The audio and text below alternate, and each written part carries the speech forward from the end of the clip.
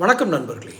போதைப் பொருள் பயன்படுத்துவதால் ஏற்படக்கூடிய விளைவுகள், உடல் நலத்தில் ஏற்படக்கூடிய விளைவுகள், சமூக அவலங்கள், இன்று போதையினுடைய தீமைகளை குறித்து மருத்துவ விழிப்புணர்வு பதிவுகள் இட்டு வருகிறோம். அந்த வகையில் இளம் வயதில் போதைப் பொருட்கள் பயன்படுத்துவதால் பிற்காலத்தில் தாம்பத்திய வாழ்க்கை பாதிக்குமா?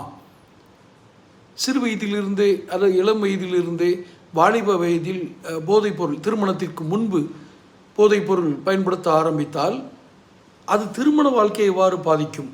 ஒரு ஆண் தாம்பத்தியத்தில் ஈடுபடுவதை பாதிக்குமா அப்படின்னு ஒரு கேள்வி பொதுவாக சமூகத்தில் இருக்குது. இதுக்கு வெவ்வேறு விதமான பதில்கள் கொண்டு இருக்கும். ஆனால் மருத்துவ ரீதியான பதிலை கூறுகிறோம்.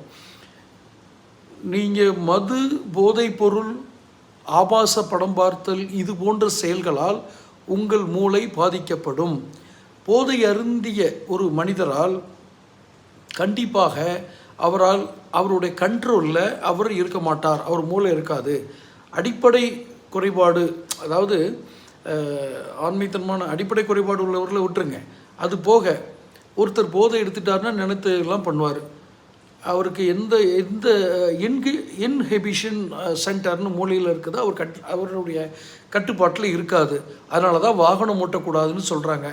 வாகனத்தையே ஓட்டக்கூடாதுன்னா தாம்பத்தியத்தில் ஈடுபடலாமா? ஆபத்தை உணர்ந்து அவர் ஒரு வண்டி ஓட்டிகிட்டு இருக்காரு, ஒரு ஆபத்து வருது அப்படின்னா பிரேக் போடணும் அப்படின்றது கூட ஒரு மைண்டில் தோணாது. இதுதான் செக்ஸுவலி நிகழும் அப்படின்னு டாக்டர்கள் சொல்கிறாங்க. இவங்க என்ன தவறான உறவில் ஈடுபடுவாங்க, அதாவது முறை தவறிய உறவு, பெண்களிடம் பாலியல் அத்துமீறல் செய்வாங்க, பால்வினை நோய்களை வாங்கி தங்களுக்கும் கெடுதல் செய்து அடுத்தவர்களுக்கும் கெடுதல் செய்து விடுவாங்க. போதைப் பொருள் பழக்கம் தொடர்ந்து இருந்தாலோ அல்லது ஓவர் டோஸ் எடுத்துக்கிட்டாலோ செக்ஸ் செய்யவே முடியாது. விரைப்புத்தன்மை இழந்து விடுவார்கள். அப்போ செக்ஸில் ஈடுபட்டு இருக்கும்போதே விரைப்புத்தன்மை போச்சுன்னா என்னாகும்? செக்ஸில் தொடர்ந்து ஈடுபட முடியாது. அதாவது அந்த செக்ஸ் பண்ணிகிட்டு இருக்கும்போதே தூக்கம் வந்துடும். தொடர்ந்து மது அருந்தவர்கள் போதைப் பொருள் பயன்படுத்துவவர்களுக்கும் ஆண்மை குறைபாடு வருது, நிச்சயமாக வரும். மூளையிலும் சில பாதிப்புகள் ஏற்படுத்தும். தினசரி வேலை செய்கிறதுலேயும் நிறைய பிரச்சனைகள் வரும். ஆயுள் குறைந்து விடும். இதுதான் மெயின் விஷயம்.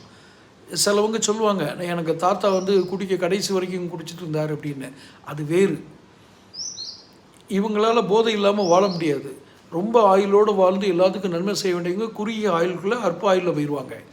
ஸோ இது தாம்பத்திய வாழ்க்கையில் நிச்சயமாக பாதிப்பை ஏற்படுத்துகிறது. குறிப்பாக செக்ஸில் ஈடுபடக்கூடிய ஆணின் அந்த ஆணுறுப்பின் விரைப்புத்தன்மையை குறைத்து விடுகிறது. அதனால் இளைய வயதில் செக்ஸ் படம் பார்க்குறது அதே எஃபெக்ட் தான். தொடர்ந்து பேசுவோம்.